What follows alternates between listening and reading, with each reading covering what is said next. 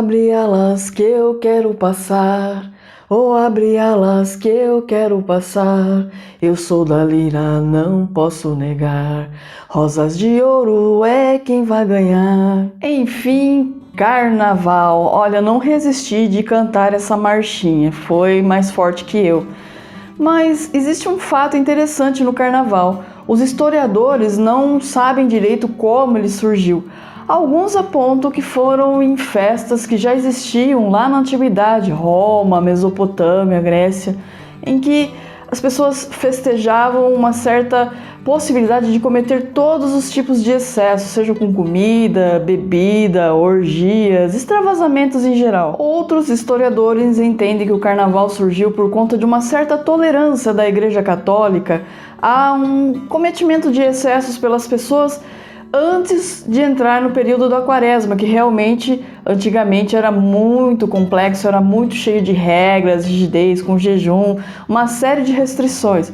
Então, a Igreja Católica permitia que as pessoas se excedessem um pouco antes de entrar nesse período para ter uma certa compensação. Independente do carnaval ter origem na Antiguidade ou na Idade Média, é fato que para nós brasileiros o carnaval representa uma espécie de alívio às nossas obrigações cotidianas e uma permissão para que nós possamos cometer alguns excessos. Excessos que podem ser desde dormir 4 dias seguidos na sua casa ou sair por aí festejando nos blocos e festas de ruas ou até mesmo nos sambódromos. E é esse desejo por alegria, extravasamento das obrigações cotidianas, sentimento de estar vivo, que compõe o enredo da crônica que faz parte do tema do repertório desse mês, Restos de Carnaval, de Clarice Lispector. Sim, a nossa eterna rainha de citações enigmáticas nas redes sociais.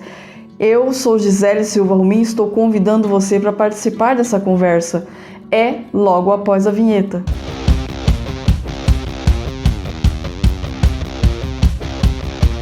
A Clarice Lispector nasceu na Ucrânia em 1920, porém veio com sua família para o Brasil quando ela tinha mais ou menos 2, 3 anos de idade, fugindo da perseguição aos judeus que já era muito recorrente na Europa muito antes da ascensão do nazismo. Em território brasileiro, a família Lispector veio se estabelecer na cidade de Recife, lá em Pernambuco.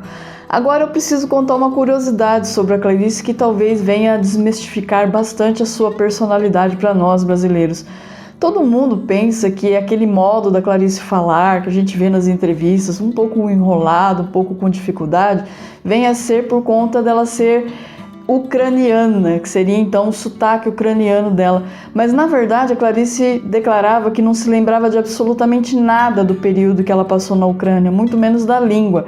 E as pessoas que conviviam com ela falavam que na verdade a Clarice tinha a língua presa e tinha medo de operar. A crônica Restos de Carnaval, ela compõe o livro Felicidade Clandestina.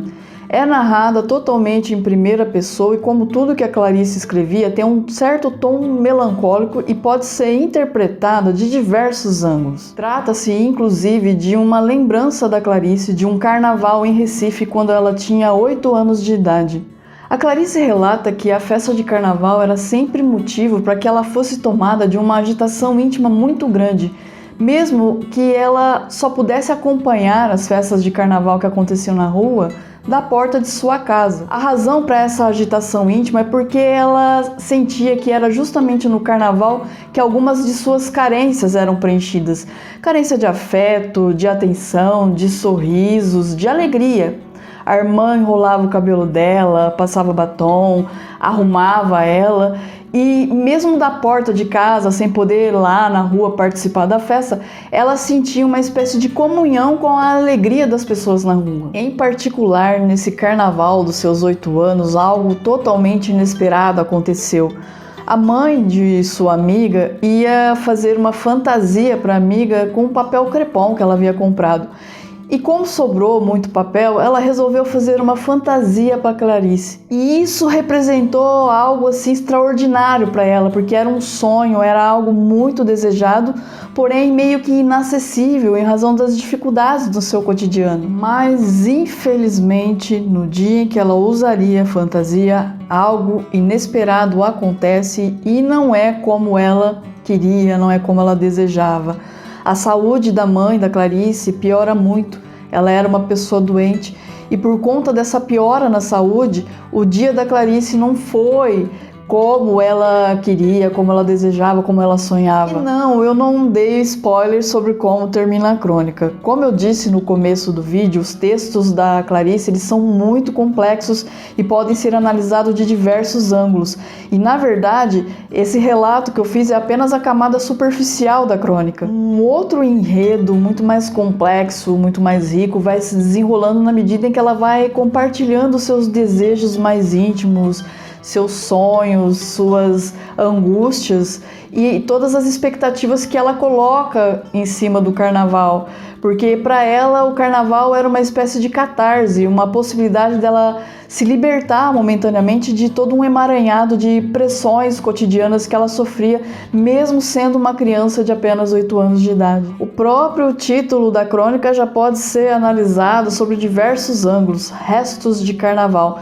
Poderia ser analisado segundo o prisma da própria fantasia que ela usou, que foi construída a partir de restos de outras fantasias. Como também pode ser analisado pela forma como ela participava da festa de carnaval, que era da sua porta, tentando sentir alegria a partir da alegria das pessoas que estavam na rua festejando. Uma terceira forma de interpretar seria a questão dos restos de esperanças que ela tinha e que ficou pequeno quando a saúde da mãe piora e aí acaba reduzindo os anseios e as expectativas que ela tinha de usar a fantasia naquele dia de carnaval. Mas sabe, há algo que não admite diversas interpretações e é justamente o seu engajamento ao nosso trabalho.